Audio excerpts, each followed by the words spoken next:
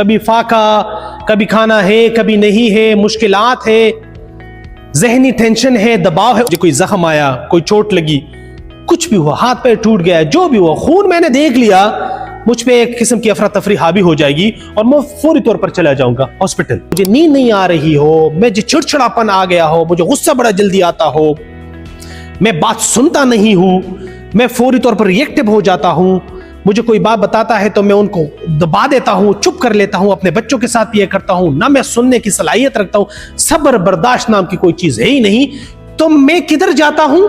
آپ وہ چیز دوسروں کو دے ہی نہیں سکتے جو چیز آپ کے پاس خود نہیں ہے۔ سب سے خطرناک بات ذہنی بیماری کی، اس کا پتہ نہیں چلتا، کیونکہ مجھے آج تک آٹزم کی سمجھ نہیں ہے کہ اس کے کیا سمپٹمز ہیں۔ چڑچڑی ماں، غصیلا باپ، یہ دو اولین اور بہترین دشمن ہیں اپنے بچوں کے۔ مدرسے کا کوئی بھی امام، عالم، مفتی اگر وہ قرآن پڑھائے یا قرآن سکھائے اور اس کے مقابلے میں بھی قرآن پڑھاؤں اور سکھاؤں، میں ان سے بہتر نہیں پڑھا سکتا، میں لاکھ کوشش بھی کر لوں۔ کیوں؟ اس کی وجہ کیا ہے؟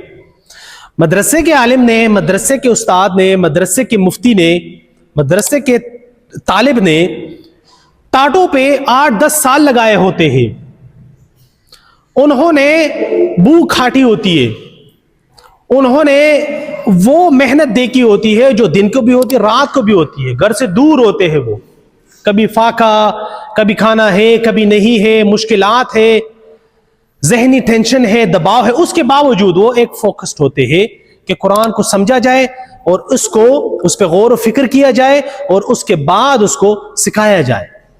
یہ حکم میرے لیے بھی ہے، لیکن میں ان سے بہتر نہیں پڑھا سکتا، میں لاکھ بھی کوشش کر لوں۔ اسی طرح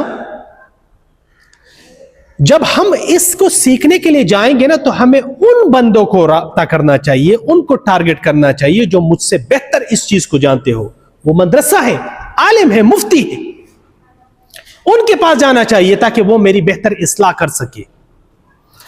اس کے ساتھ ساتھ ہمارے جو صحت ہے دو قسم کے ہے، ذہنی اور جسمانی۔ جسمانی صحت کے لیے ہم فوری طور پر چلے جاتے ہیں کسی ڈاکٹر کے پاس، مجھے کوئی زخم آیا، کوئی چوٹ لگی، کچھ بھی ہوا، ہاتھ پیر ٹوٹ گیا، جو بھی ہوا، خون میں نے دیکھ لیا، مجھ پہ ایک قسم کی افراتفری حاوی ہو جائے گی اور میں فوری طور پر چلا جاؤں گا ہاسپٹل۔ لیکن اگر میرا کوئی ذہن میں انتشار ہو، مجھے نیند نہیں آ رہی ہو، مجھے چڑچڑاپن آ گیا ہو، مجھے غصہ بڑا جلدی آتا ہو، میں بات سنتا نہیں ہوں، میں فوری طور پر ریئیکٹیو ہو جاتا ہوں، مجھے کوئی بات بتاتا ہے تو میں ان کو دبا دیتا ہوں، چپ کر لیتا ہوں، اپنے بچوں کے ساتھ یہ کرتا ہوں، نہ میں سننے کی صلاحیت رکھتا ہوں، صبر برداشت نام کی کوئی چیز ہے ہی نہیں، تو میں کدھر جاتا ہوں؟ اپنے سے بڑے کے پاس، وہ بڑا بے شک جس طرح کا بھی ہو۔ میں کدھر جاتا ہوں؟ میں ایسے بندے کے پاس جاتا ہوں جس کی تھوڑی بہت تعلیم ہو، میں ایسے بندے کے پاس جاتا ہوں جس کی میں ریسپیکٹ کرتا ہوں۔ یہ ساری چیزیں اپنی جگہ پہ بالکل درست ہے، ریسپیکٹ کا علم بیسٹ ہونا چاہیے، لیکن ذہنی صحت کے لیے بھی آپ لوگوں کو سائیکولوجسٹ کے پاس جانا چاہیے، جنہوں نے اسی طرح 8-10 سال ٹاٹوں بھی گزارے ہوتے ہیں، لیکن تھوڑا سا اے سی والے کمرے میں، تو یہ آپ کی بہتر اصلاح کر سکتے ہیں۔ اس حوالے سے ہم سب سے زیادہ فار گرانٹیڈ ذہنی صحت کو لیتے ہیں۔ میری نیند خراب ہے، آپ کو پتہ ہے جب آپ کی نیند خراب ہوتی ہے، آپ کو مکمل نیند نہیں آتی، اگلا دن آپ کا کنفرم، یہ میں ریسرچ میں اس بات بتا رہا ہوں، اگر آپ نے ایک رات الٹی پلٹی نیند کر دی ہے، بچہ آپ کو تنگ کر رہا ہے، جو کہ ماؤں کے ساتھ اکثر انیشل سٹیج پر ہوتا رہتا ہے، اس طرح یہ فطری بات، اگلے دن پورا دن وہ خراب گزرتا ہے۔ کیوں؟ کیونکہ آپ کی باڈی کو جو 8 گھنٹے کی نیند ریکوائرڈ تھی، اس میں جو ریکوری ہونی تھی بہت جسمانی اور ذہنی، وہ نہیں ہوئی، تو اگلے دن باڈی وہ ریئیکشن شو کرتی ہے۔ یہاں پر میں ایک چیز کی بات کروں گا، میں پھر اپنے سائیکولوجسٹ کی طرف چلا جاؤں گا، ریفلیکٹیو پریکٹسز اس کو کہتے ہیں۔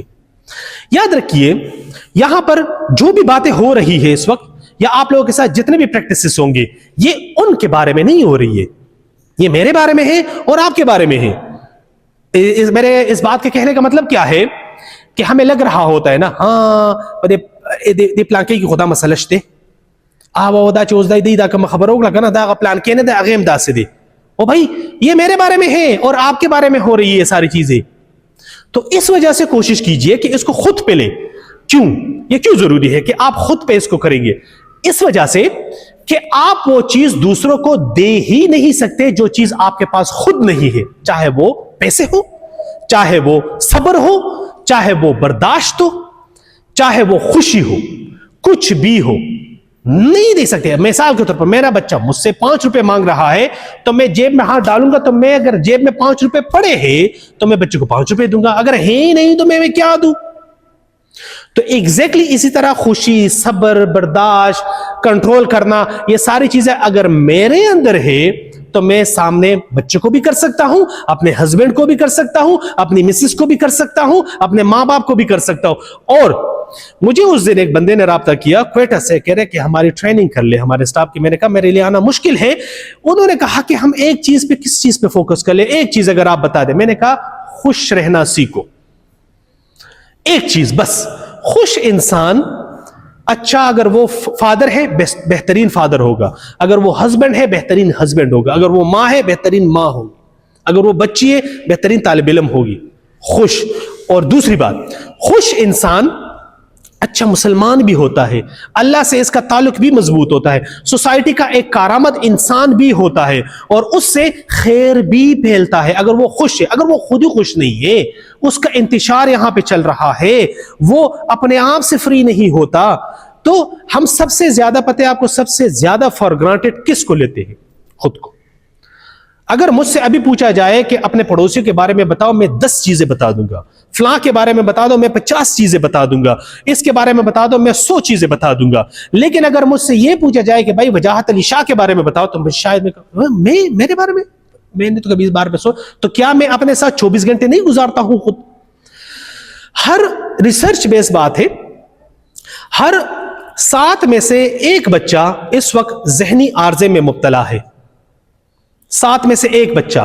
تو اگر کلاس میں 30 بچہ ہے تو اس ریشو کے حساب سے اس کلاس میں 4 سے 5 بچے ذہنی عارضے میں مبتلا ہے, وہ بیمار ہے ذہنی طور پر, اور ہمیں پتہ نہیں ہوتا. سب سے خطرناک بات ذہنی بیماری کی, اس کا پتہ نہیں چلتا, سمجھ ہی نہیں آتی کہ کیا ہو رہا ہے. اب یہ جو آٹزم ہے, ہماری سائیکولوجسٹ آپ لوگوں کو بہتر رہنمائی فراہم کر سکتی اس حوالے سے, لیکن مجھے آج تک آٹزم کی سمجھ نہیں ہے کہ اس کے کیا سمپٹمز ہیں. حالانکہ میں نے سائیکولوجسٹ سے بھی پوچھے ہیں, مجھے آٹزم کے سمپٹمز بتائے, کس طرح کے سمپٹمز ہوتے ہیں, تاکہ میں ایکنالج کر سکوں کہ یہ بچہ آٹسٹک ہے. نہیں پتا.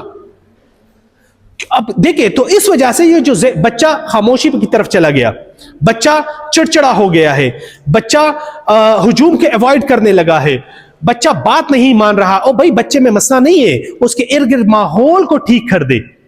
اور ارد گرد ماحول میں سب سے پہلے شروعات کس سے ہوتی ہے؟ ماں سے اور والد سے.